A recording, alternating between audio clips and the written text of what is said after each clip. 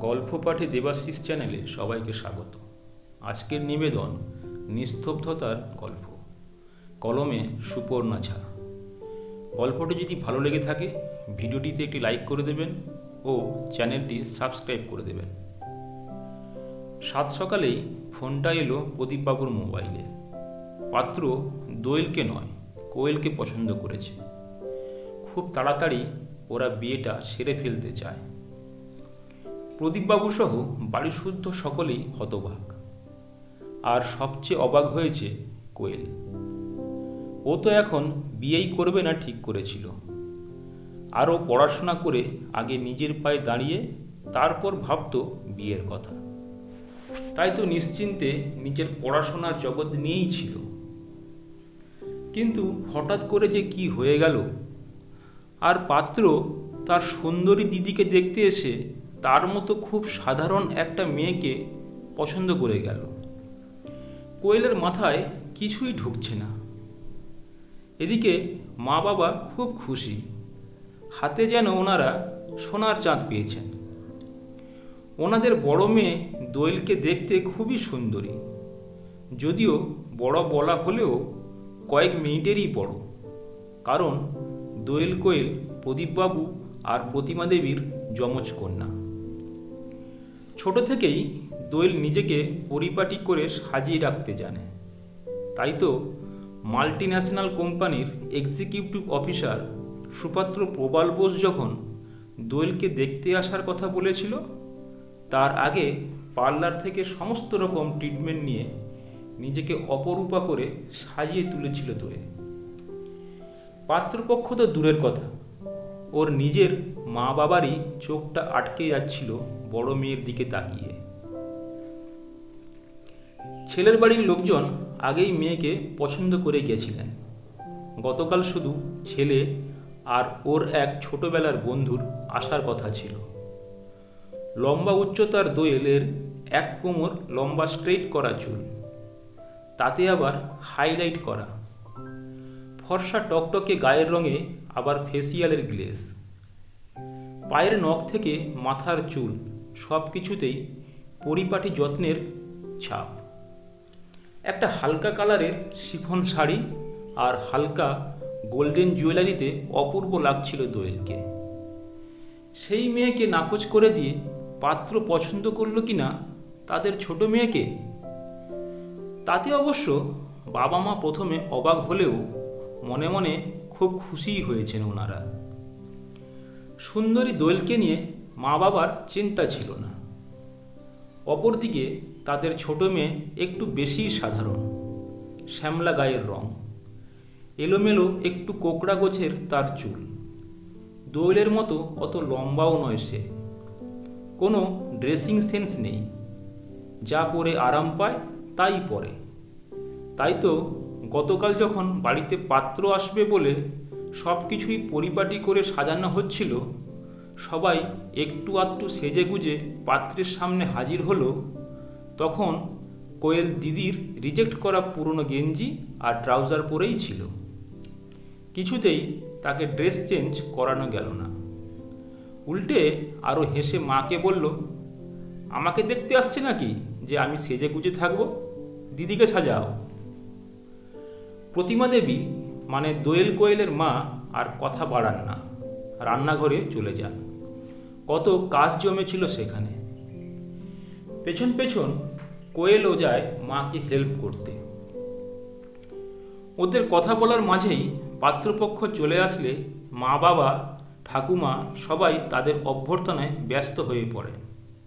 তখন বাধ্য হয়ে সবগুলো পকোড়া ভেজে নিয়ে চা করে সব কিছু ট্রেতে সাজিয়ে ড্রয়িং রুমে দিয়ে আসে, যেখানে সবাই বসেছিল। চলে আসার সময় পাত্র যেচে জানতে চেয়েছিল মেয়েটি কে। তখন বাবা পরিচয় করিয়েছিলেন তাকে ছোট মেয়ে বলে। নমস্কার জানিয়ে কোয়েলকে তাড়াতাড়ি চলে আসতে হয়েছিল। রান্নাঘরে সবকিছুই আঢাকা ছিল যে। ব্যাস এটুকুই দেখা পাত্রের সঙ্গে। তাহলে কি দেখে তাকে পছন্দ করলো? কোয়েল ভেবেই পায় না কেন তার সুন্দরী দিদিকে ছেড়ে তাকে পছন্দ করলো।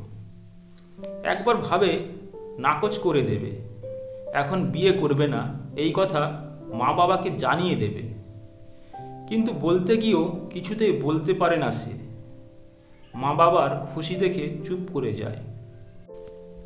আর দোয়েল মনে মনে একটু বিরক্ত হলেও বোনকে কংগ্র্যাচুলেশন জানায়। ওদিকে প্রবালের মানে পাত্রের বাড়িতেও সবাই অবাক। ওদের পছন্দ করে আসা সুন্দরী মেয়েটাকে ছেড়ে দিয়ে ওদের ছেলে কেন যে ওদের ছোট মেয়েকে পছন্দ করেছে কারোরই মাথায় ঢুকছে না। তাছাড়া হ্যান্ডসাম প্রবালের পাশে দোয়েলকেই ভালো মানাবে বলেই ঘটকের কাছ থেকে আগাম খবর নিয়ে এগোনো হয়েছিল। কিন্তু কোথা থেকে যে কি হয়ে গেল। প্রবালের মা ছেলের বন্ধুকে আড়ালে ডেকে সবটা জানতে চাইলেন ও বাড়িতে গতকাল ঠিক কি কি ঘটেছিল। তার বিস্তারিত বিবরণ শোনেন ছেলের বন্ধুর মুখ থেকে, কিন্তু কিছুই অসঙ্গতি খুঁজে পান না। বাধ্য হয়ে ছেলের পছন্দকে মেনে নেন। ওদিকে দোয়েলকে পছন্দ করে বসে থাকে প্রবালের বন্ধু অনিকেত, যে প্রবালের সঙ্গে মেয়ে দেখতে গেছিল। সেও ভালো পাত্র, তাই দুবাড়ি থেকেই কোনো আপত্তি ওঠে না। এক শুভ দিনে দোয়েল কোয়েল দুই যমজ বোনের বিয়ে হয়ে যায়।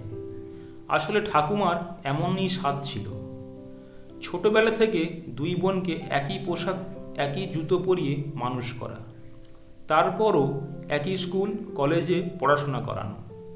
তাই ঠাকুমার খুব শখ ছিল এক ছাদনা তলাতেই দুই বোনের বিয়ে দেওয়ার। বিধির লিখনে ঠাকুমার সে সাধও পূর্ণ হলো। সবাই খুশি হলেও শুধু মাঝখান থেকে প্রবালের মায়ের মন খারাপ সবচেয়ে বেশি। কোথায় উনি ভেবেছিলেন ওনার মনের মতন সুন্দরী বৌমা ঘরে তুলবেন বরণ করে, কিন্তু সে শখ তার অপূর্ণ রইল ছেলের জেদের কাছে। তবু অশান্তির ভয়ে চুপ করে রইলেন।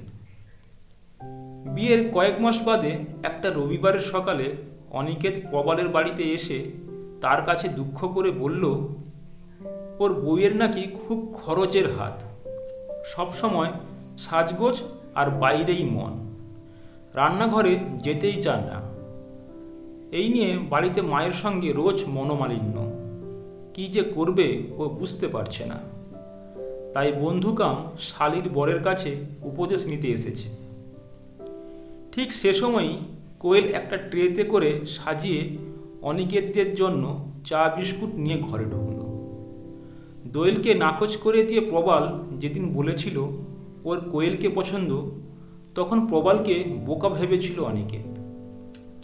আজ কোয়েলের সাদামাঠা ঘরোয়া মিষ্টি রূপটা দেখে প্রবালের ওপর ওর হিংসে হচ্ছে। ছাপা শাড়িটার আঁচলে কপালের ঘামটা মুছে নিয়ে হাসি মুখে কোয়েল বলল, খুব ভালো সময় এসেছো জামাইবাবু। আজ রবিবারের সকালে আমাদের বাড়িতে স্পেশাল জলখাবার তৈরি হচ্ছে। আমি আর মামনি মিলে বানাচ্ছি লুচি আর সাদা আলুর তরকারি, খেয়ে যাবে কিন্তু। অনিকেত হেসে বলে, জো হুকুম সালি সাইবা। সবাই একসঙ্গে হেসে ওঠে। ওদিকে কোয়েলের শাশুড়ি মা কোয়েলকে ছাড়া চোখে অন্ধকার দেখেন। ওনার আদরের বৌমা ছাড়া এক কদমও চলতে পারেন না। তাই কোয়েলের ডাক পড়ল রান্নাঘরে। আসছি মামনি বলে কোয়েল ছুটল রান্নাঘরের দিকে। দুজনেই কোয়েলের যাওয়ার পথে তাকিয়ে নিঃশব্দে চা পান করতে থাকে। ভিডিওটি দেখার জন্য অসংখ্য ধন্যবাদ। চ্যানেলটি অবশ্যই সাবস্ক্রাইব করে রাখবেন। নমস্কার।